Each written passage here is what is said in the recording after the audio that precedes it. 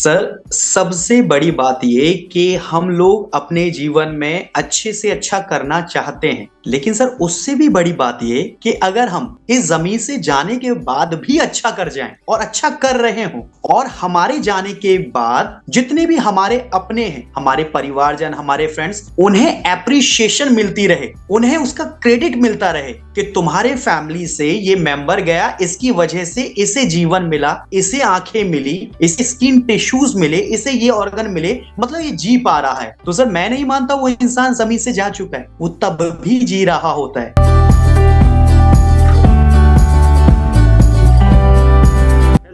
मैं हूं Jitendra Singh, banker turn entrepreneur and author of the book perfect mastering the art of serving. और मैं आप सबका स्वागत करता हूं रीड माय स्टोरी पर, जहां मैं इंटरव्यू करता हूं ऑथर्स को, स्पीकर्स को, कोचेस, सेलिब्रिटीज, एंटरप्रेन्योर्स और कई तरह के लोगों को। आज हमारे साथ में है मिस्टर जसवीर सिंह जस्सी। ये एक मशहूर पत्रकार हैं, योगा शिक्षक भी हैं, अंगदाता भी हैं और एक समाजवादी व्यक्ति हैं। वो विभिन्न तरह के चीजों में सम्मिलित हैं और साथ साथ शरीर के अंग दान को लेके काफी लोगों को प्रेरित भी करते रहते हैं और काफी काम भी कर रहे हैं इस चीज पे। और साथ ही साथ कई जरूरतमंद लोगों की आवश्यक सुविधाएं और सामान उपलब्ध करा के ये मदद भी करते हैं और काफी टाइम से करते आ रहे हैं। और वो स्वार्थ से ज्यादा परामर्श में विश्वास करते हैं और परोपकार की भावना से लोगों के आर्थिक तथा व्यवहारिक कल्याण की हमेशा कोशिश करते रहते हैं। वो समाज की रूढ़िवादी विचारधारा जैसे दहेज के सख्त खिलाफ हैं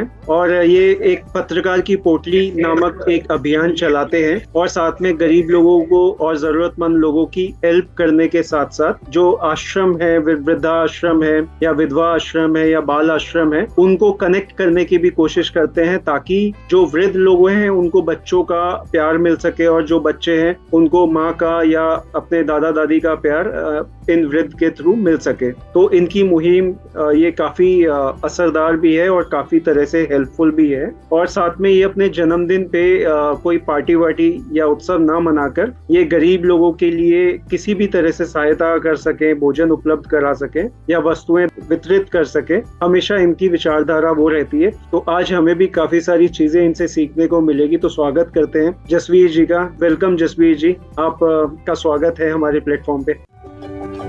थैंक यू भाई।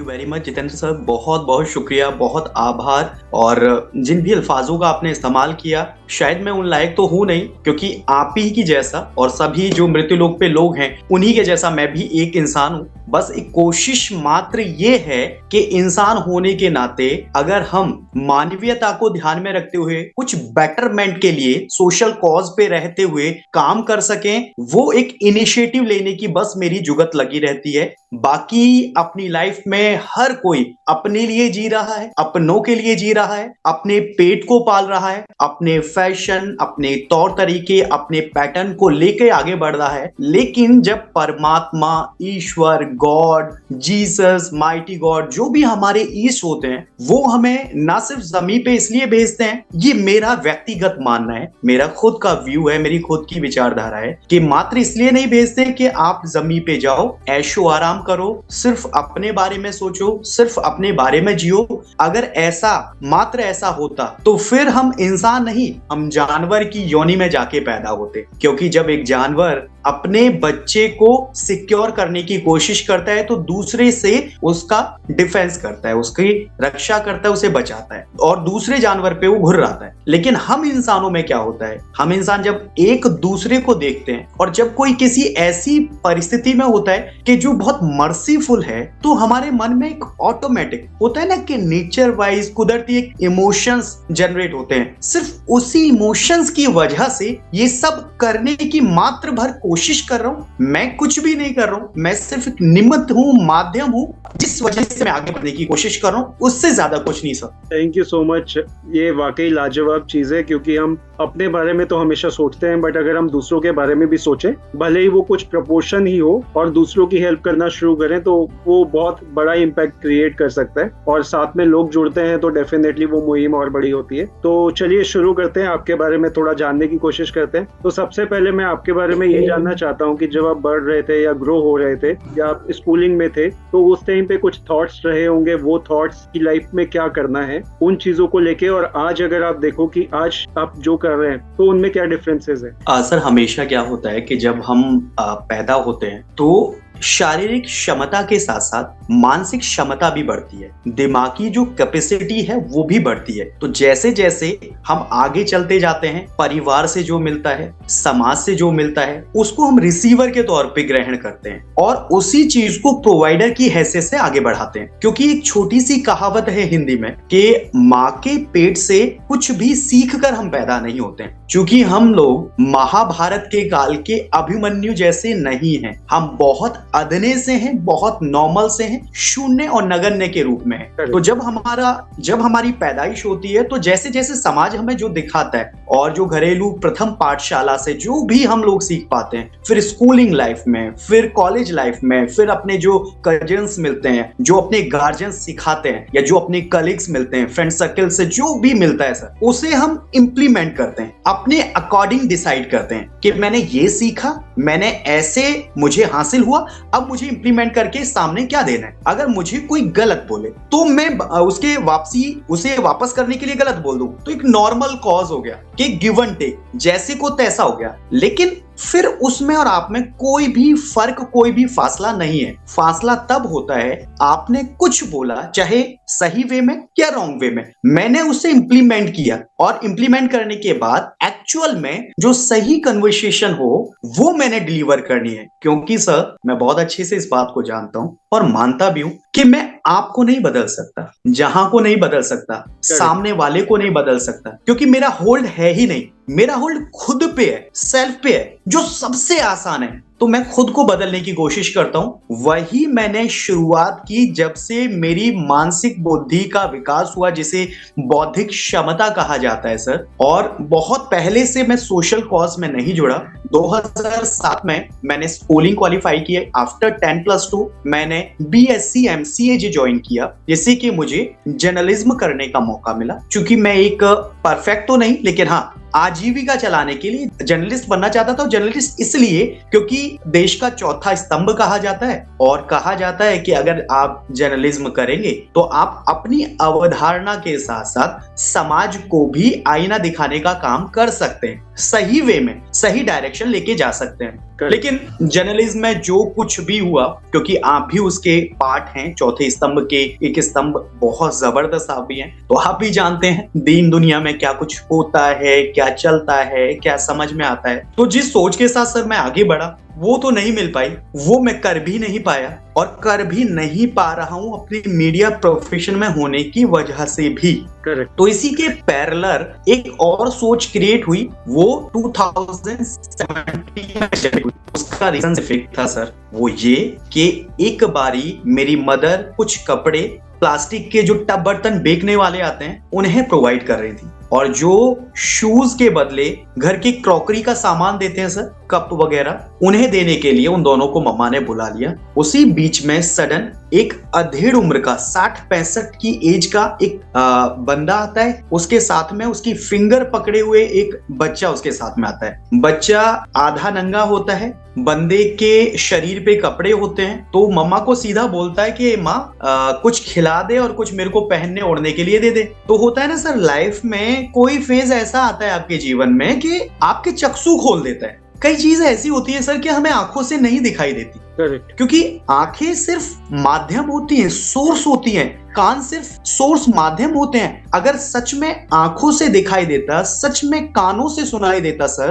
तो कई बार क्या होता है, हम ध्यान से नहीं देखते तो हमारे सामने से कोई अपना गुजर जाता है, तो फिर वो पूछता है कि तूने मुझे देखा नहीं, तूने मुझे अवॉइड किया। लेकिन जब हम उससे इंटरेक्ट करते हैं तो हम कहते हैं अरे सॉरी यार, मैंने ध्यान ही नहीं दिया, यार मैंने तेरी बात को सुना ही नहीं, ध्यान ही नहीं दिया। सर, अगर एक्चुअल में कान सुनने वाले होते, आंख देखने वाली होती, तो हमें ध्यान देने की जरूरत ही नहीं है। आंख के सामने जो भी आता सर ऑटोमेटिक दिखता, कान में जो भी सुनाई आता सर ऑटोमेटिक सुनाई देता। तो कुल मिला के क्या है, कभी कभी हमारे लाइफ में ये फेज आता है कि सडन कोई चीज ऐसी पोक करती है सर, ऐसी पिन मारती है कि शायद आपके जीवन का कुछ कॉज ही चेंज हो जाए। तो सर सोशल कॉज में आने का जिम्मा मेरा खुद का नहीं है, परमात्मा ने जो भी सोच थिंकिंग क्रिएट करी उस दिन, वो ये रीजन रहा कि उस अधेड़ उम्र के व्यक्ति ने जब ये बोला माते कुछ पहनने के लिए कुछ खाने के लिए दे दो, तो माँ ने साफ तौर पे एकदम स्ट्रेट फॉरवर्ड बोला हार्ड शब्दों में कि भैया अभी कुछ नहीं बना है, अभी कुछ भी नहीं बना है, सवेरे सवेरे का टाइम है, कहां से खाने को दे दें तुम्हें।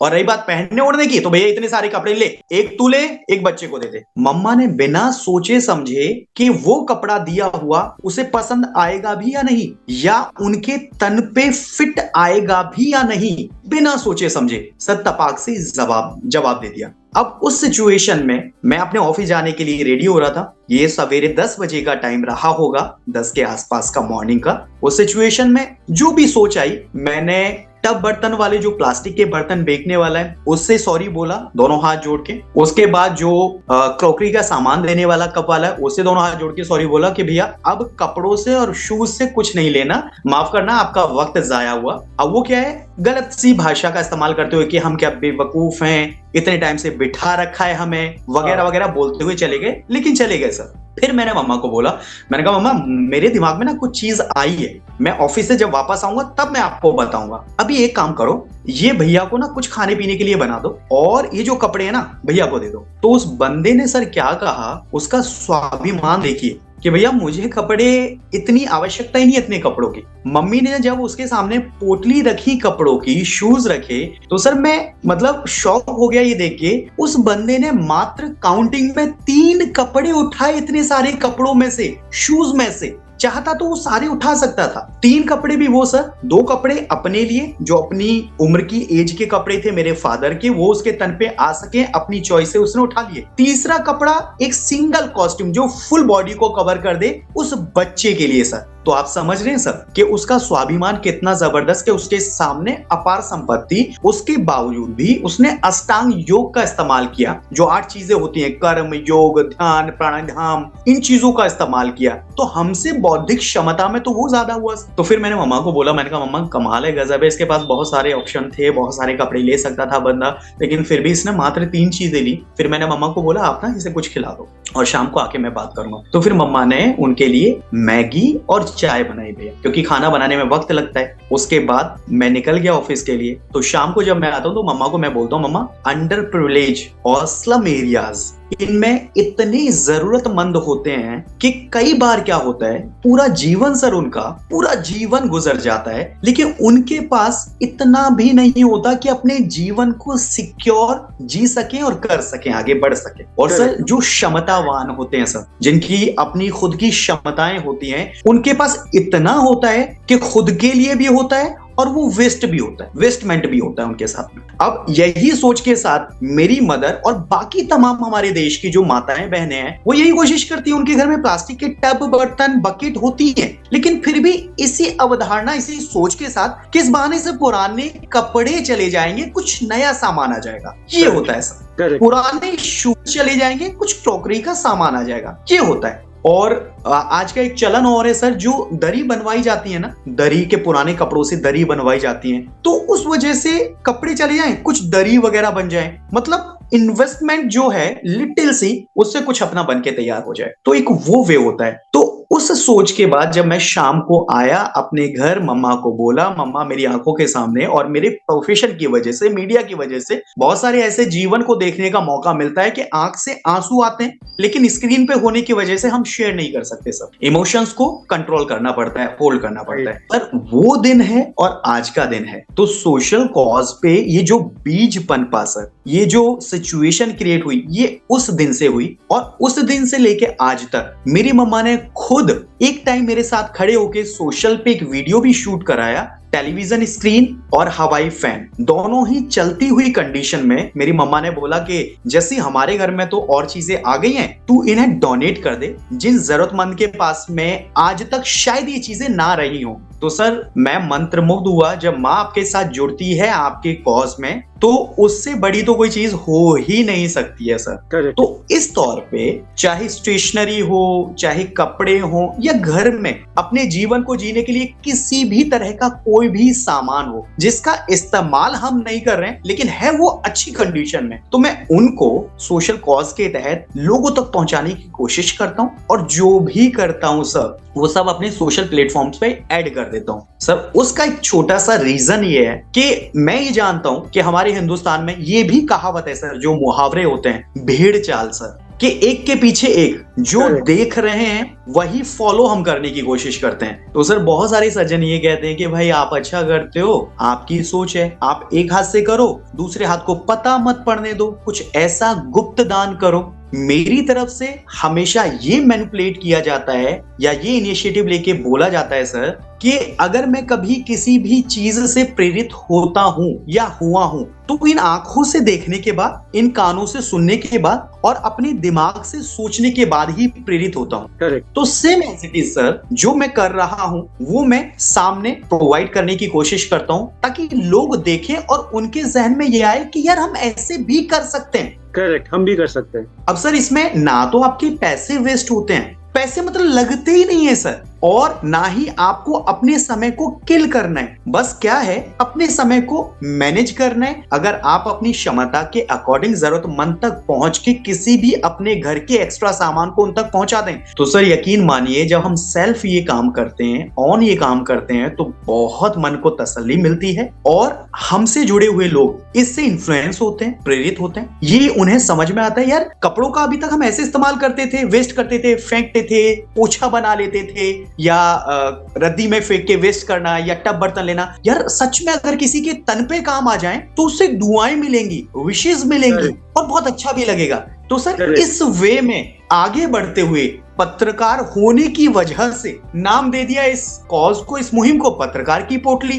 तो ये चीज शुरू कर दी सर। और उसके बाद सर बिलीव कीजिए, जसवीर सिंह जस्सी के नाम से फेसबुक पेज है, फेसबुक प्रोफाइल है, ट्विटर है, इंस्टा है, सभी पे ये चीजें मैं शेयर भी करता रहता हूं सर। मुझे अनकाउंटेबल मटेरियल प्रोवाइड किया जाता है सिर्फ इस कारण कि भैया हमारे आसपास कुछ ऐसे लोग हैं नहीं या फिर हम उन्हें जानते नहीं हैं। अगर आप हमसे सामान ले पाए और प्लीज आप वहां तक पहुंचा पाए तो प्लीज आप ले लीजिए सर। बहुत बहुत मटेरियल मिलता है उनके साथ में। फिर मैं एक छोटा सा वीडियो क्लिप शूट करवाता हूं, फिर उसके बाद जिस सामान को उन्होंने दिया मुझे, उस सामान को जहां मैं प्रोवाइड कर रहा हूं उसका वीडियो शूट मैं करता हूं, उसके बाद उससे भी मैं शेयर करता हूं। तो उन्हें ये अच्छा लगता है कि यार अब तक जो हम काम कर रहे थे वो तो था ही था अपने जीवन के लिए, अब किसी के लिए माध्यम भी हम बन गए जिससे कि वहां से हमें विशेष आने लगी। तो सर ऐसे लोगों की कनेक्टिविटी हुई, लोग खूब जुड़ रहे हैं और खूब खूब मटेरियल आता है। That's really wonderful.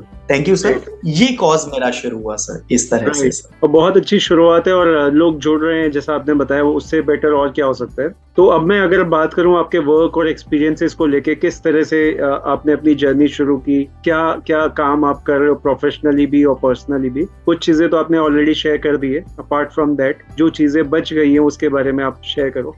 बिल्कुल सर।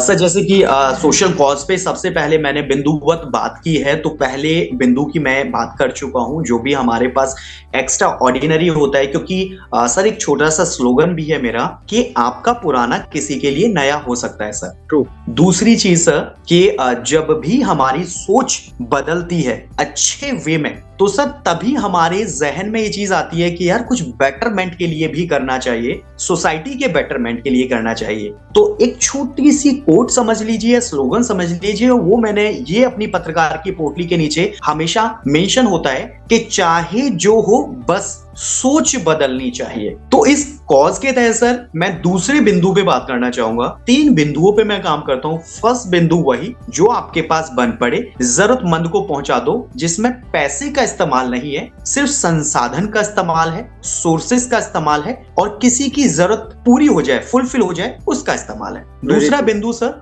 ऑर्गन डोनेशन का जो जिक्र किया आपने सर, होता क्या है, हम अपने हिंदुस्तान में बहुत अच्छे से जानते हैं तकरीबन हर 3 मिनट पे एक एक्सीडेंट होता है सर। करेक्ट। इतने लोग वॉर में भी शहीद नहीं होते हैं सर जितने हिंदुस्तान में एक्सीडेंट की वजह से अपनी जान गंवा देते हैं सर। तो इस सिचुएशन को ध्यान में रखते हुए मैंने सिर्फ एक बात अपने मन में सोची, क्योंकि एक बार मेरे साथ एक इंसिडेंट हुआ सर कि एक फैमिली जो मेरे से रिलेटेड है, मेरे फैमिली से रिलेटेड है, उनके घर में सर एक किडनी की रिक्वायरमेंट थी, दूसरी किडनी मतलब दोनों किडनी फेलियर पर्सन था, किसी एक किडनी की रिक्वायरमेंट थी, एटलीस्ट वो अपने जीवन को जी सके। क्योंकि हम सभी जानते हैं सर, डॉक्टर्स के तरफ से सजेस्ट किया जाता है कि अगर आपके पास एक किडनी भी सुरक्षित है तो भी अपनी लाइफ को आप सुकून से जी सकते हैं। करेक्ट। तो सर उस पर्सनैलिटी की दोनों किडनी जो हैं वो खराब हो गई सडन, और उस सिचुएशन में सर उसे कम से कम एक किडनी की रिक्वायरमेंट थी, और वो करोड़पति घराने से बिलोंग करते हैं,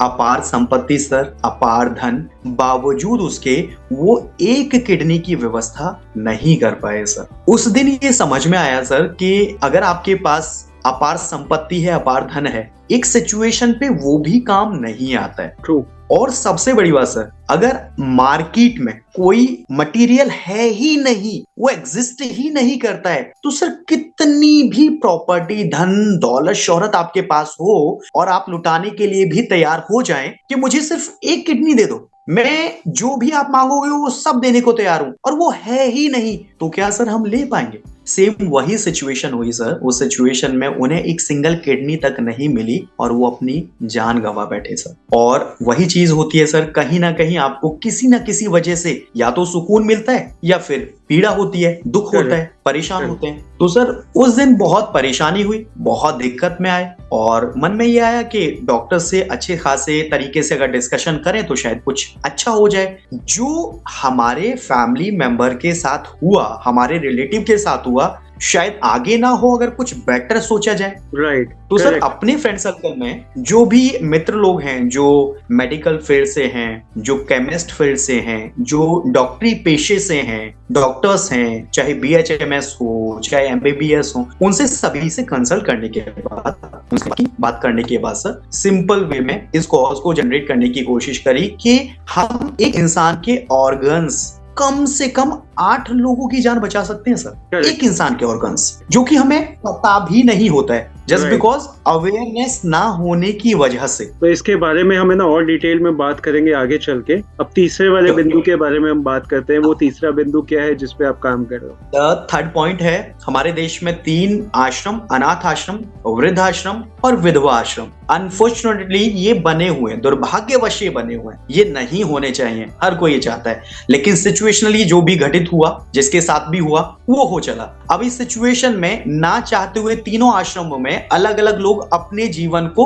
जी रहे अनवांटेड वे में। करेक्ट। कोई उत्साह नहीं है सर, कोई जिज्ञासा नहीं है, कोई मस्त मलंग वे में रहते हुए वो सुकून से नहीं जी पा रहे हैं। तो इस चीज को देखकर निराशा क्यों हुई? क्योंकि जब सोशल कॉज के तहत मैं कुष्ठ आश्रम जाने लगा, अनाथ आश्रम जाने लगा, वृद्ध आश्रम जाने लगा, क्योंकि सर एक दूसरे से इंटरलिंक्ड है हर चीज। मेरे सपने में कभी कुछ नहीं आया कि भाई भगवान प्रकट हुआ, तुझे ये करना चाहिए, तुझे वो करना चाहिए, कभी ऐसा नहीं आया। मैं वही बोल रहा हूँ जैसे मैंने शुरुआत में बोला वीडियो के, कि जो समाज ने दिया, जो मैंने देखा, उसे मुझे डिलीवर करना था सर, इंप्लीमेंट करने के बाद। तो बस एक वो कोशिश की, तो मन में आया कि अपनी क्षमताएं हैं और क्षमताओं का अगर सही इस्तेमाल करें तो शायद कुछ बेटर हो सकता है। इसी वे में एक टाइम था सर 2017 का, 2017 का, जब मैं चंडीगढ़ में एक निजी न्यूज चैनल में था, तो वहां के तीनों संस्थानों के ऑर्गेनाइजर से मैं मिला, तीनों को बात करने की कोशिश करी कि तीनों हम एक मंच पे लाने की कोशिश करते हैं आश्रम को,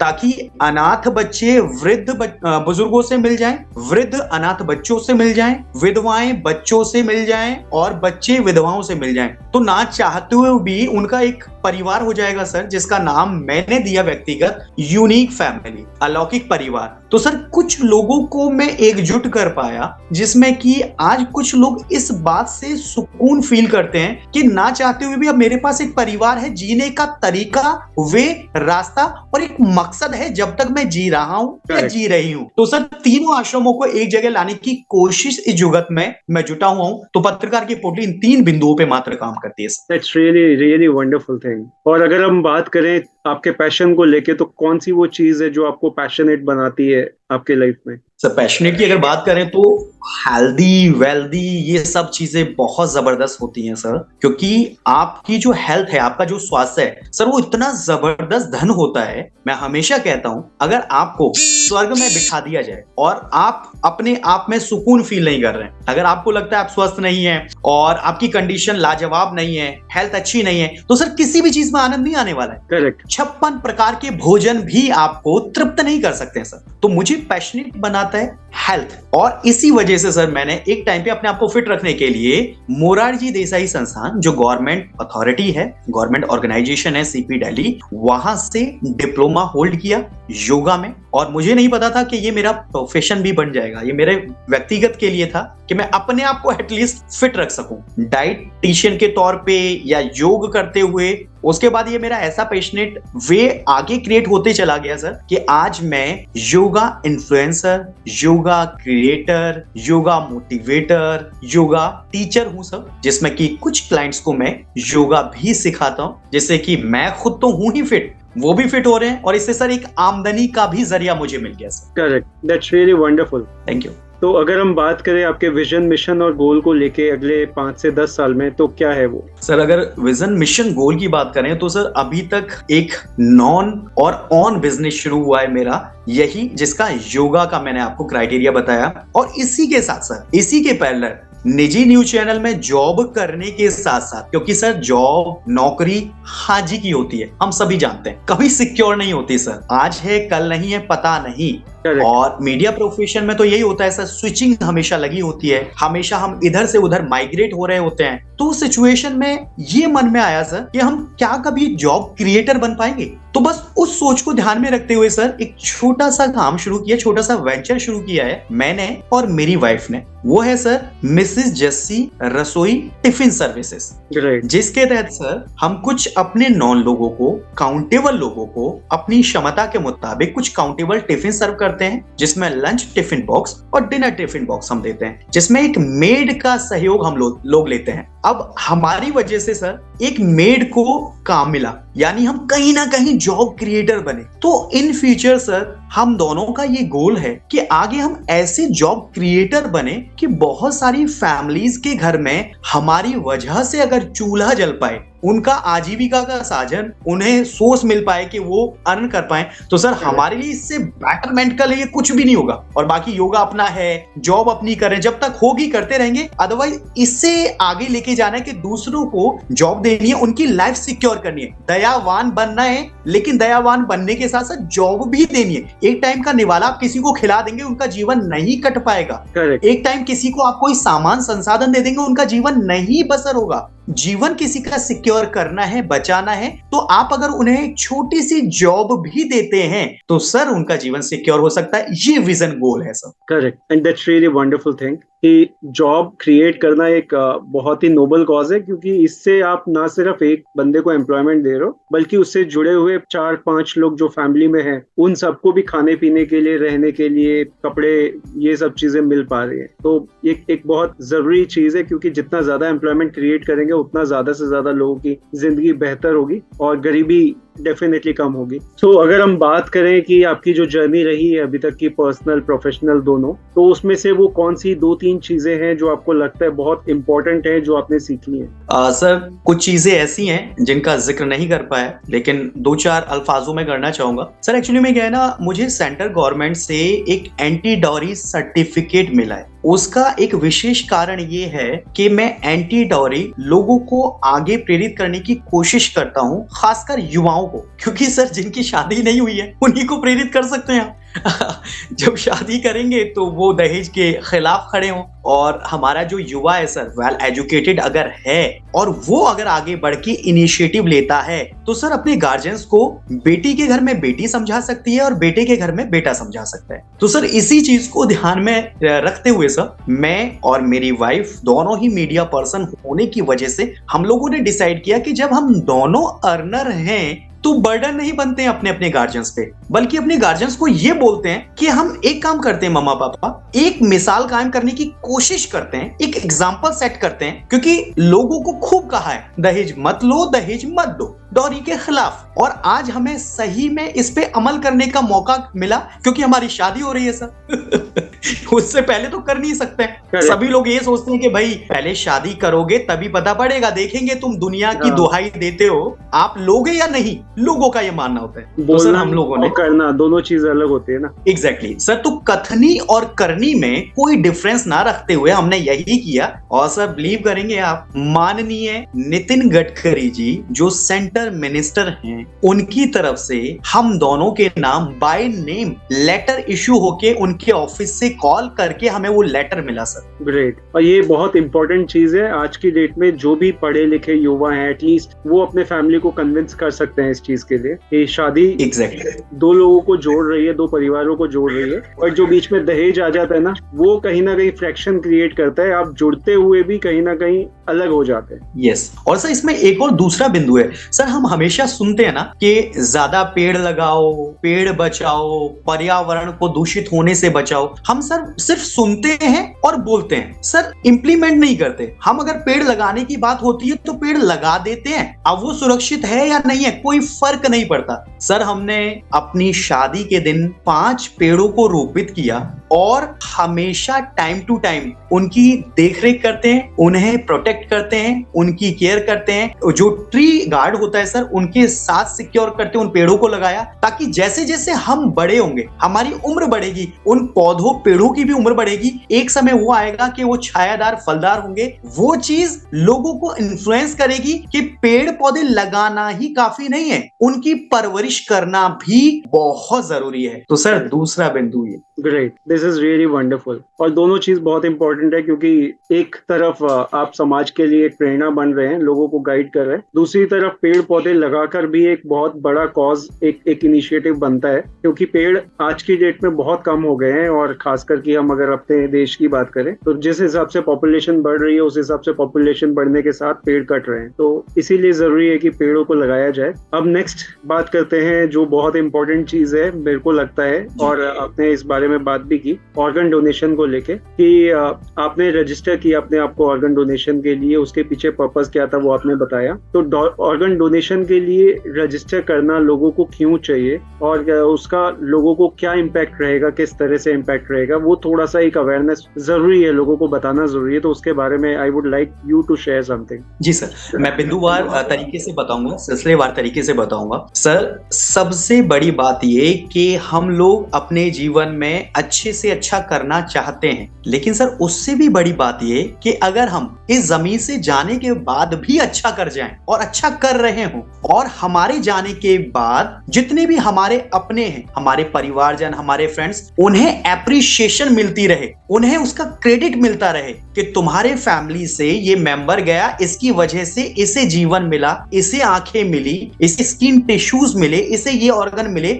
मतलब ये जी पा रहा है। तो सर मैं नहीं मानता वो इंसान जमीन से जा चुका है, वो तब भी जी रहा होता है। तो एक तो ये थिंकिंग, ये सोच। दूसरी सोच सर जो बड़ी दुर्भाग्यपूर्ण है, हम अक्सर ये सोचते हैं अपने कौम के अकॉर्डिंग, क्योंकि हमारे हिंदुस्तान में कास्ट, क्रीड, कौम ये बहुत बहुत बहुत ज्यादा है सर। हम इस सब से अलग हटके सिर्फ इतना सोचे कि हम एक इंसान हैं, और एक इंसान की जरूरत क्या होती है, जीते जी। और अगर कोई डिजीज हावी होती है तो उस सिचुएशन में क्या होता है, जब हमारा अंत समय आ रहा होता है सर, तो हमारे बड़े आज भी ये कहते हैं कि तू चला जाएगा या चली जाएगी, अंत समय में हमारी वोट लग जाएगी। क्योंकि डेड बॉडी को सर मिट्टी बोलते हैं देश हिंदुस्तान में, कि तेरी मिट्टी खराब होने से हम बचाना चाहते हैं। तेरे जाने के बाद अब तेरे ऑर्गन डोनेट हो, ये हो वो हो, ये हमें पसंद नहीं है। तो सर ना तो हमें ताबूत में सजा के रखा जाएगा, ना डेकोरेट करके रखा जाएगा, अपने कौम के अकॉर्डिंग या तो जला दिया जाएगा या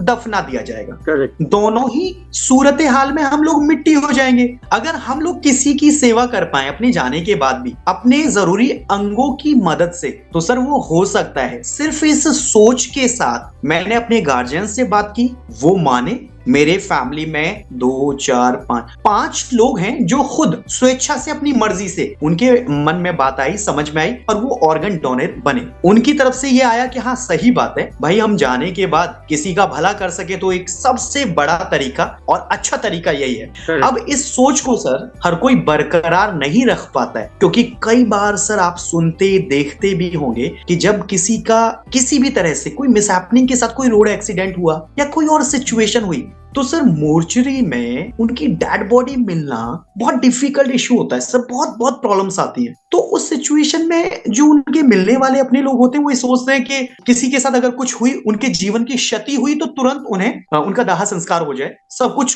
कूल वे में नॉर्मल वे में हो जाए, वो ये सोचते हैं। लेकिन सर इस सिचुएशन में अगर हम ये थोड़ा सा सोच लें कि हमारा बच्चा या हमारे बड़े अगर हमसे जुदा हो गए और उनके जुदा होने के बाद उनकी वजह से, उनके ऑर्गन्स की वजह से, शरीर के अंगों की वजह से अगर किसी का जीवन सिक्योर होता है तो आपका बच्चा या आपका बड़ा तो सर अभी भी जीवित है। करेक्ट। सिर्फ सर मानने के ऊपर है ये सर, सिर्फ सोच के ऊपर है सर। ये कहते हैं ना सर, एक कंकड़ जो होता है कहो तो वो रास्ते का कंकड़ है, अगर मंदिर में उठा के रखो मानो तो वो शंकर है। ये सब बात सोच के ऊपर है सर, मानने के ऊपर है। तो इस तरह की सोच को मैं अपने जानकारों में, अपने मिलने वालों में, चाहे वो यूथ हो, चाहे वो बुजुर्ग हो, सीनियर्स हो, सभी से बताने की कोशिश करता हूं। और सर यकीन मानिए आज भी बहुत सारे बुजुर्ग और युवा ऐसे हैं, जब हम बुजुर्गों से बात करते हैं तो वो कहते हैं कि भैया हम नहीं चाहते इन झंझटों में पड़ना और हमारी मिट्टी खराब हो जाएगी, जो हमारा जाता है वो तो चला ही गया,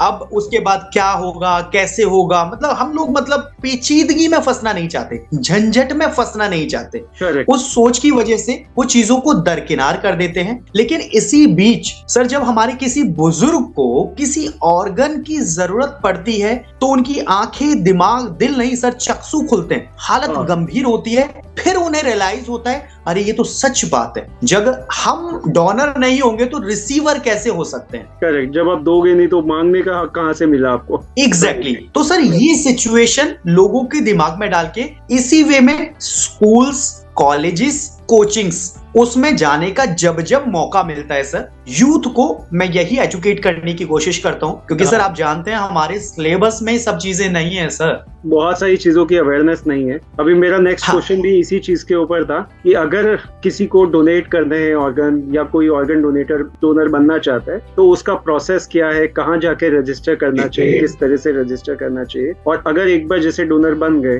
फिर फाइनली कुछ ऐसी मिसहैपनिंग हुई कि वो लाइफ में मतलब अब वो टाइम आ गया कि उनको जलाना है या दफनाना है, उस टाइम पे उनके ऑर्गन डोनेशन का प्रोसेस कैसे होगा। जी सर, सबसे पहले क्या है, वैसे तो बहुत सारी ऑर्गेनाइजेशंस हैं, संस्थाएं हैं, लेकिन जिनसे मैं कनेक्ट हूं उनके विषय में मैं बताता हूं। जब भी कोई भी आपका जो भी व्यूअर है उनसे हाथ जोड़ के रिक्वेस्ट है वो गूगल करें, गूगल करने के बाद मोहन फाउंडेशन वहां पे सर्च करें, मोहन फाउंडेशन सर्च करने के बाद मिल जाएगी। उसके फाउंडर हैं अनिल शरोफ। अनिल शरोफ वो इंसान हैं जो केबीसी कौन बनेगा करोड़पति के 12 सीजन में अमिताभ बच्चन जी के सामने फेस टू फेस आए और उन्होंने अपनी चीजें, अपनी जर्नी भी शेयर की कि मोहन फाउंडेशन क्यों खुला, कैसे ओपन हुआ और कैसे समाज की मदद कर रहे हैं। तो ये तो मोहन फाउंडेशन हो गया। उसमें ऑर्गन प्लेज का एक ऑप्शन आता है, वहां पे आप अपने आप को दाखिल कर सकते हैं, रजिस्टर्ड कर सकते हैं, अपनी इंफॉर्मेशन ऐड ऑन कर सकते हैं, और वहां पे टोल फ्री नंबर भी होता है। जो चीज भी आप कर रहे हैं उससे पहले आप सेल्फ अपनी तरफ से बात करते हुए टोल फ्री नंबर पे अपने तमाम क्वेश्चंस पुट अप कर लें, जो भी आपके मन में सवाल आते हैं। उन क्वेश्चंस को पुट अप करने से पहले आप अपने गार्जियंस को बता दें कि आप ये कदम उठाने जा रहे हैं। आपके फैमिली में जितने भी मेंबर्स हैं उन सबको ये पता होना चाहिए कि आप अंगदाता हैं, ऑर्गन डोनर हैं, और जो सर्टिफिकेट आपको रजिस्टर्ड होने के बाद मिलेगा आपके पॉकेट में हमेशा उसकी एक जेरोक्स कॉपी होनी चाहिए और आपके घर में कहीं पे फ्रेम पे चढ़ा हुआ होना चाहिए, ताकि रोजाना उसे आप शीशे की तरह, मंदिर की तरफ देखते हुए ये फोकस में लाएं कि जब आपका अंत समय आएगा तो आपके जानकारों को, आपके रिलेटिव्स को ये पता होना चाहिए कि आपके बेटा बेटी या आपके बड़ों की ये अंतिम इच्छा थी। क्योंकि सर जो चला जाएगा तो उठ के नहीं बताएगा कि मैं अब जा चुका हूं, मेरे अंगदान कर दो। हाँ तो सर सबसे पहले अपने जुड़े हुए लोगों को प्रेरित करना कि हाँ वो तैयार हो कि हाँ बेटे तुम्हारे जाने के बाद, या हाँ बेटी तुम्हारे जाने के बाद, या हाँ मम्मा पापा तुम्हारे जाने के बाद हम ये काम करेंगे। ये हमारी तरफ से प्रॉमिस है, कमिटमेंट है। तो सबसे पहले तो तो अपने उन फैमिली लोगों को को बताना जरूरी है। तो उन लोगों को आपके जाने के बाद उसी टोल फ्री नंबर पे जो आपका कन्वर्सेशन हो चुका है, हाँ। आप पूरी इंफॉर्मेशन गेन कर चुके हो मोहन फाउंडेशन से जुड़ने के बाद, ऑर्गन प्लेज करने के बाद, ऑर्गन डोनेट करने के बाद, उस सिचुएशन में आप कॉल करेंगे। दो कंडीशंस होती हैं सर। एक कंडीशन में या तो उनके थ्रू भेजी हुई वैन जो मोर्चरी की पूरी सुविधा रखती है वो आपके आसपास पहुंचेगी और आपके परिजन की डेड बॉडी लेके जो भी जरूरी अंग होते हैं, हम तो सर मोटा माटी सिर्फ इतना ही जानते हैं कि आंखें दान हो सकती हैं, हार्ट एक कोमा वाली सिचुएशन पे, बहुत माइनर सिचुएशन होती है, उस पे ट्रांसप्लांट होता है, दूसरे को दिया जा सकता है। कुछ मिनटों का खेल होता है सर, जो ग्रीन कॉरिडोर बना के कहां से कहां पहुंचाया जा सकता है। वो हम कुछ गिनी चुनी चीजें जानते हैं, लेकिन सर अनकाउंटेबल चीजें होती है हमारी बॉडी में। जो हमारे स्किन टिश्यूज होते हैं सर वो भी डोनेट होते हैं। तो हमारे जाने के बाद बहुत सारी चीजें हैं जो एक्चुअल में डोनेट हो सकती है। तो सर दो ऑप्शंस होते हैं, या तो मोर्चरी वैन उन्हीं के थ्रू उपलब्ध करा के आपके आसपास पहुंचेगी, या फिर आपसे रिक्वेस्ट की जाएगी कि सर आप अपने परिजन की डेड बॉडी को यहां तक पहुंचाएं और हम ये ऑर्गन्स पूरे अब्सॉर्ब करने के बाद आपको इतने टाइम ड्यूरेशन के बाद आपकी बॉडी प्रोवाइड कर देंगे। करेक्ट। ये दोनों ही कंडीशंस हो सकती हैं। उसके बाद सर जो आपकी अंतिम क्रिया, अंतिम यात्रा होती है वो हमेशा की तरह आप कर सकते हैं। ये पैटर्न होता है सर। लेकिन फिर हाईलाइट करूंगा आपके जितने भी व्यूअर्स हैं हाथ जोड़ के कि अगर आप ये कदम उठाने की सोचते हैं तो सबसे पहले जहां भी आप सर्च करेंगे, सर्च करने के बाद आप टेलीफोनिक बात करेंगे, अगर हो सके तो आप एक मुलाकात भी कर लें, और उसके बाद जब आप सेटिस्फाई, सेल्फ सेटिस्फाई होते हैं तो अपने गार्जियंस को सेटिस्फाई करें। जब गार्जियन सेटिस्फाई होते तो ही एक कदम उठाएं कि आपकी अंतिम इच्छा पूरी नहीं कर पाएंगे जो आपके आसपास आपके अपने लोग हैं। हाँ, आपको नहीं पता होगा कि आपके जाने के बाद क्या हो गया। करेक्ट। हाँ जी, हाँ जी। That is तो really ये प्रॉपर वे है सर। करेक्ट। अब इससे लोगों को ये अवेयरनेस फैलेगी ना कि एटलीस्ट एक तो प्रोसेस पता चल गया रजिस्टर कैसे करना है। अब फाइनली हाँ जिस टाइम पे जब अंतिम संस्कार का समय है उससे पहले ये फॉर्मेलिटीज करके जो जो अंग दिए जा सकते हैं वो डोनेट हो जाएंगे, वो उनके तरफ से आए या आप वहां लेके जाएं, दोनों पॉसिबिलिटीज हैं। और उसके बाद में जो फॉर्मेलिटीज है, क्रियाक्रम वगैरह जो होना है वो होना ही है। तो ये इंपॉर्टेंट है, लोगों को ये पता नहीं है इस चीज का प्रोसेस, तो it will help them to understand and decide कि ये चीज है, कर सकते हैं, ज्यादा डिफिकल्ट काम नहीं है, इजी है। तो अब हम वापस आपके बारे में बात करते हैं। अगर मैं बात करूं आपके नेचर के बारे में, किस तरह का नेचर है, इंट्रोवर्ट, एक्सट्रोवर्ट, और जब आप मिलते हो लोगों को कनेक्ट करते हो तो उसका क्या बेनिफिट या क्या खामियाजा, मतलब नेगेटिव साइड रहता है? सर बहुत एक्स्ट्रावर्ट है, वो इंट्रोवर्ट नहीं है, बहुत एक्स्ट्रावर्ट है। और उसका पूरा का पूरा जो दारोमदार है, पूरी जो जिम्मेदारी है सर वो मेरे प्रोफेशन को जाती है। क्योंकि अगर आप मीडिया प्रोफेशन में हैं तो आप 100 के बीच में भी होंगे, करोड़ के बीच में भी होंगे, आप पोडियम पे भी जाएंगे, मंच पे भी जाएंगे, आप स्क्रीन भी शेयर करेंगे। क्योंकि सर हम लोगों का काम, इवन आपका काम, चार दीवारी में बैठकर एक बंद कमरे में वो चार दीवारी का काम नहीं रह जाता है। आप दुनिया से कनेक्ट होते हैं, बेशक वो किसी भी वे के थ्रू क्यों ना हो। तो जब आप एक्स्ट्रावर्ट नहीं होंगे तो एक्स्ट्रा ऑर्डिनरी बातें नहीं कर पाएंगे, चर्चा नहीं कर पाएंगे, संवाद नहीं कर पाएंगे, बात नहीं कर पाएंगे। जब ये सब चीज होगी ही नहीं तो सर नेगेटिव पॉजिटिव का मीनिंग ही खत्म हो जाएगा। ट्रू। क्योंकि जब हम कोई डिसीजन लेते हैं, डिसीजन सही है या गलत ये एट ए टाइम नहीं पता पड़ता है। जब इंप्लीमेंट होके उसका रिजल्ट आउट होता है तब पता पड़ता है कि अरे वाह डिसीजन गजब था मेरा। या कोई नेगेटिव इफेक्ट आता है तो तब पता पड़ता है शिट ये तो यार टाइमिंग ही गलत हो गई। हाँ, तो सर डिसीजन लेना, हाँ डिसीजन लेना और ना लेना ये दो चीजें हमारे हाथ में हैं, लेकिन उसका रिजल्ट हमारे हाथ में नहीं होता सर, वो हम समय के ऊपर छोड़ते हैं। तो मैं बहुत एक्स्ट्रा ऑर्डिनरी हूँ सर, बहुत बहुत बहुत बड़ा बोला हूँ सर, बहुत बड़ा एंटरटेनर भी हूँ। वो सिर्फ इस कारण कि सर तनाव में तो हर कोई है, परेशान, निराश, हराश तो हर कोई है सर। पल भर के लिए अगर आप किसी से मुखातिब होते हैं, इंटरेक्ट होते हैं, बातचीत करते हैं, अगर आपका नाम उनकी जुबान पे आपके पीठ पीछे एक बार कम से कम ना आए तो आपका होना ही होने के बराबर नहीं है। ट्रू। तो सर मुझे मेरी लाइफ में तो बेनिफिट्स ही मिले, और रही बात पॉजिटिव नेगेटिव, तो सर दोनों पहलू हमेशा एक सिक्के के साथ चलते ही हैं। आपका फोकस किस पहलू पे है सर, ये मायने रखता है। क्योंकि सर जब नेगेटिव नहीं होगा ना तो पॉजिटिव के मायने समझ में नहीं आते हैं। जब रात नहीं होगी तो दिन का मीनिंग समझ में नहीं आता है। जब गलत नहीं होगा तो अच्छे का सही का कोई फायदा ही समझ में नहीं आता है। तो सर ये दोनों पहलू हैं, साथ चलेंगे आप चाहे ना चाहें। Correct, very true. तो अगर आप बात करें आपकी जर्नी की, तो उसमें सपोर्ट जो है सबसे ज्यादा किन किन लोगों का मिला?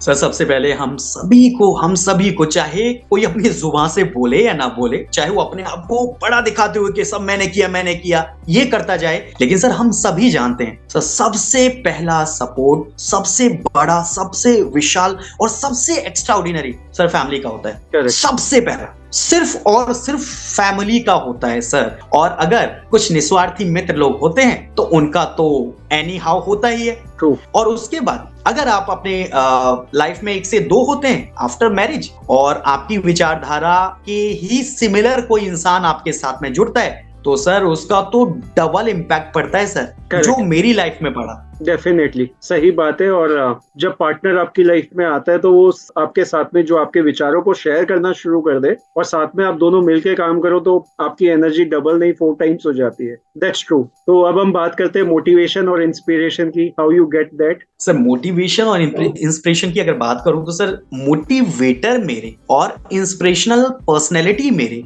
ये दोनों ही लोग मेरे खुद के एक पर्सनैलिटी में शुमार रहे हैं। मेरे खुद के पिता, मेरे खुद के पापा जी, जो आज हम लोगों के बीच में नहीं है। 2014 में वो परमात्मा में जाके विलीन हो चुके हैं, वो परलोक जा चुके हैं। लेकिन उनसे मतलब बड़ा मोटिवेटर, उनसे बड़ा इन्फ्लुएंसर, उनसे बड़ा आइडियल आज तक मेरी लाइफ में कोई है नहीं। और मैं सेल्फ अपनी तरफ से अपने आप को अगर मोटिवेटर के तौर पे कहूं तो यूं समझ लीजिए मैं हूं नहीं। मैं तो सिर्फ वो उड़ेल देता हूं, वो सब चीजें डिफाइन कर देता हूं जो मेरे होशो हवास में मैंने अपने गार्जियन से, खास तौर पे फोकस करके बोलूंगा अपने पिताजी से सीखी। क्योंकि मेरे पिताजी हमेशा ये सिखा के गए कि अगर आपकी अच्छाइयां शुरू होती हैं तो घर से शुरू होनी चाहिए, आपकी बुराइयां हैं तो घर से ही शुरू होनी चाहिए। आप घर को दरकिनार नहीं कर सकते हैं। क्योंकि जैसे समाज में बहुत सारे घर होते हैं और बहुत सारे घरों में बहुत सारे लोग होते हैं, वो समाज बनता है, ठीक ऐसे ही आपके एक घर में कई मेंबर्स होते हैं, वो भी एक समाज का एक महीन सा हिस्सा है। तो समाज प्रथम पाठशाला आपकी फैमिली से शुरू होता है। तो वो मेरे गार्जियंस रहे हैं, खास तौर पे मेरे पिताजी रहे हैं। उनसे आज तक इतना मोटिवेट होता हूं कि जो भी मेरी विचारधारा में जो सीखने को मिलता है वो तो मैं सर स्वेच्छा से सीखता हूं, लेकिन जो मेरे खून में इनबिल्ड है, जो खून में जिस रंग को मैं रंगत देने की कोशिश करता हूं, just because of my father's. Great. और पेरेंट्स का रोल बहुत इंपॉर्टेंट लाइफ में रहता है। That is true. क्योंकि वही हमको हमारी लाइफ की बेसिक्स चीजें, मतलब सबसे पहले जो अक्षर हम मुंह से बोलते हैं वो वही सिखाते हैं। तो शुरुआत हमारी लाइफ की हर चीज की पेरेंट्स के बिना अधूरी है। तो दैट्स रियली वंडरफुल थिंग। तो अब हम बात करते हैं योर टेक ऑन सक्सेस को लेके आप क्या सोचते हो? सर मेरे अकॉर्डिंग सक्सेस कुछ भी नहीं है, कुछ भी नहीं है। मेरे अकॉर्डिंग सक्सेस सिर्फ ये है कि आप जहां हो, जैसे हो, जिस भी सिचुएशन में, जिन भी हालातों में, जिन भी परिस्थितियों में, क्या खुश हो, क्या सेटिस्फाइड हो, क्या सुकून में हो, वो मेरे लिए सक्सेस है। क्योंकि सक्सेस के मीनिंग सर हर एज ग्रुप में हर एक चीज को पाने के, हासिल करने के बाद चेंज हो जाते हैं, बदल जाते हैं। सर छोटे छोटे एक दो एग्जांपल दूंगा। सर जब हम छोटे होते हैं और बच्चे होके जब बड़े हो रहे होते हैं तो साइकिल चलाना हमारा पैशन होता है सर। साइकिल सीखना ही हमारी सबसे बड़ी सफलता हमारे लिए होती है। उस समय हम दुनिया के सबसे सफल व्यक्ति होते हैं। वाओ, मैं विनर हो गया, मैंने साइकिल चलानी सीख ली। फिर उसके बाद मैंने बाइक चलानी सीख ली। उसके बाद फिर रोड पे खुद निकलना सीख लिया, मार्केट करना सीख लिया, बाहर अपने लिए शॉपिंग करनी सीख ली, अपने डिसीजन मेकर बनते हुए लोगों को भी डिसाइड करना सिखा दिया। तो सर डेफिनेट पर्टिकुलर परिभाषा, डेफिनेशन बात करूं तो सक्सेस की कुछ नहीं है। बस अगर आप जीवन में जो पाना चाहते हैं उसे हासिल करना सीख जाएं, या फिर जो आपको हासिल है उससे खुश होना सीख जाएं, दोनों ही सूरत हाल में आप खुश हैं सर। तो सर मेरे अकॉर्डिंग तो सक्सेस बस ये है कि आप जहाँ हैं जैसे एकदम खुश हैं, perfect. Definitely that is really wonderful thing. और सिंपल वे में कहे तो यही एक्चुअली में इम्पोर्टेंट है लाइफ में। तो अब we are moving on to the last one. कोई मैसेज एडवाइस जो आप शेयर करना चाहो हमारे व्यूअर्स और लिसनर्स के साथ? सर उतनी हैसियत नहीं है कि कोई एडवाइस दूं, लेकिन हाँ अपने विचार मैं जरूर शेयर करना चाहूंगा। सिंपल सी बात है सर, जब हम अपने बच्चों से जो अब मुझसे छोटे हैं, जब हम उनसे पूछते हैं कि बेटे बड़े होके क्या बनोगे, तो सर हर किसी का जवाब यही आता है, मैं डॉक्टर बनूंगा, इंजीनियर बनूंगा, मार्शल आर्ट कुंफू सीखूंगा, या फिर मैं पायलट बनूंगा, या फिर मैं फौजी बनूंगा। और सर यही बड़े भी बच्चों को सिखाते हैं कि बेटे तू एक डॉक्टर बनेगा, मेरा बच्चा डांसर बनेगा, मेरा बच्चा सिंगर बनेगा, मेरा बच्चा फौजी बनेगा। सर मैं कभी भी किसी बड़े के मुंह से और कभी किसी छोटे के मुंह से ये सुन नहीं पाता हूं कि मैं जो बनूं सो बनूं, क्योंकि जो भी बनूंगा अपनी जीविका चलाने के लिए बनूंगा, ड्यूटी करूंगा, समाज के हित में अहित में जो भी करूंगा, लेकिन सबसे पहले मेरा पेट पलेगा। लेकिन उन सबसे पहले जो इनिशिएटिव होना चाहिए, जो प्राथमिकता होनी चाहिए कि मैं इंसान बनूंगा, इंसान बन के पैदा हुआ हूं, इंसान ही बना रहूंगा। उसके बाद जो बनना है वो तो अपना रोटी कमाने के लिए, रोटी कपड़े मकान के लिए कर ही लूंगा सर। तो सर इंसान बनना, सिर्फ मैं यही कहना चाहता हूं जो भी आपको मुझे सुनने वाले हैं, बस वो अपने अस्तित्व को ध्यान में रखते हुए, अपनी मानवीयता को ध्यान में रखते हुए, क्योंकि हर किसी को सपोर्ट की, फेवर की, सहयोग की जमीन पे जरूरत होती है। भगवान श्री राम परमात्मा थे, इष्ट थे, विधाता थे, सब कुछ थे सर। उसके बावजूद भी उनकी धर्म पत्नी उनसे जुदा हो जाती है, उनके ब्रदर मूर्छित हो जाते हैं। सब कुछ होने के बावजूद भी उनके पिता जबरदस्त राजा थे सर, और बहुत जबरदस्त सेना वाले थे।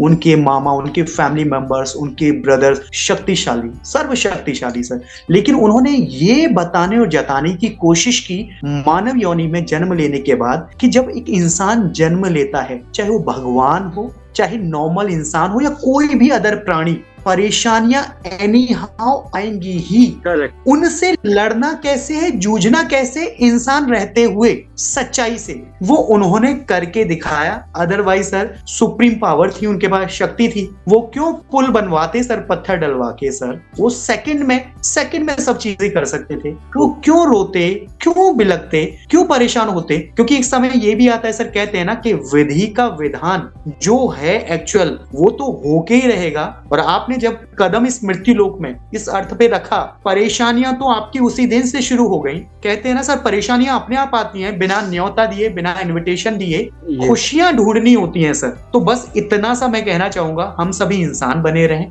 और अच्छी से जो बेटर कर सकते हैं वो करें बस, क्योंकि ना चाहते हुए गलत तो हो ही जाता है। हाँ। अच्छा करें, चाहकर करें बस। Correct, that is really wonderful thought. और बहुत जरूरी है जो भी हम लाइफ में करें एक पर्पस के साथ में करें, और जो भी करें सही तरीके से करें, सही अप्रोच के साथ करें, तो एवरीथिंग वुड बी फाइन। सो मैं यही कहना चाहूंगा, जो हमारा आज का डिस्कशन रहा, जो इंटरव्यू रहा, बहुत ही अमेजिंग था। जो चीजें आपने शेयर की आपकी लाइफ के बारे में, आपकी जर्नी के बारे में, और साथ में आपके काम के बारे में जो आप कर रहे हो, तो वो बहुत ही अमेजिंग है। और मुझे लगता है कि हमको हर किसी को कुछ ना कुछ तरीके से जो भी पॉसिबल हो, कहीं ना कहीं कंट्रीब्यूट करना चाहिए, सोसाइटी के साथ कनेक्ट होना चाहिए, जो लोगों को जरूरत है उनके साथ में सपोर्ट करना चाहिए। और हमारे पास है देने के लिए, तो डेफिनेटली जितना हम दे सकते हैं उस कैपेसिटी में हमें देना चाहिए। और जहाँ पे भी जो आपने बात करी एम्प्लॉयमेंट जनरेशन की, तो वो भी एक ऐसा एस्पेक्ट है जो हमें देखना चाहिए कि जहाँ पॉसिबल है वहाँ एम्प्लॉयमेंट जनरेट भी किया जाए। तो that is really wonderful thing. और आई एम लुकिंग फॉरवर्ड कि हम दोबारा कनेक्ट करें और दोबारा किसी और इसी तरह से इम्पोर्टेंट टॉपिक के बारे में बात करें, जैसे आज हमने ऑर्गन डोनेशन के बारे में बात करी। तो definitely that will also create some aspect to people's life, कि वो लोग भी कुछ नए विचार लेके आएंगे, सोचेंगे, कुछ करने की कोशिश करेंगे। Thank you so very much Jasvir for your time, your energy and your motivational inspiration जो शेयर किया आपने, वो that is really wonderful. Thank you very much sir, thank you very much. और आपके तमाम व्यूअर्स को भी बहुत शुक्रिया, thank you very much, thank you very much. Thank you. और साथ ही मैं शेयर करूंगा आपका सोशल मीडिया लिंक भी, so that people can be in touch with you. और जहाँ पे भी उनको लगता है कि आपकी हेल्प लेके वो कुछ सपोर्ट कर सकते हैं, तो डेफिनेटली वो करें। और thank you very much everyone for watching and listening. मुझे पूरा यकीन है कि आपको बहुत ही इंस्पिरेशनल और बहुत ही मोटिवेशनल मोटिवेशनल डिस्कशन सुनने को मिला, और साथ ही साथ कई चीजें ऐसी भी समझ में आई होंगी जो हमारे लाइफ के लिए बहुत इंपॉर्टेंट है और जो हम अपनी लाइफ में एक सिग्निफिकेंट चेंज लाके दूसरों की लाइफ में भी इम्पैक्ट क्रिएट कर सकते हैं। तो guys, don't forget to like, share, subscribe. Good time, thank you and bye bye.